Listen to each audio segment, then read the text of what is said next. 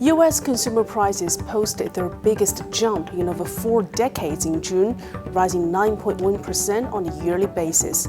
Beyond surging prices, it is clearly evident that the Federal Reserve's aggressive monetary policy stance has had little effect in cooling demand and taming inflation to the 2% target.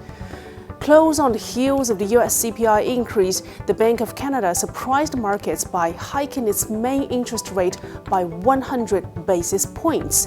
And with this, Canada became the first G7 country to implement a drastic rate hike in the current economic cycle. But the big question that is on everyone's mind is how will the Fed react at its policy meeting in a fortnight? Even as economists rack their brains on the future course of consumer prices in the United States, there is a sense of relative calm here in China, with consumer prices remaining largely stable and rising 2.5% in June. China's factory gate inflation eased for the 6th straight month, evidence that efforts to promote production resumption and stabilize supply and prices have been paying off. Analysts say that China, unlike some other major economies, has avoided excessive quantitative easing during the pandemic.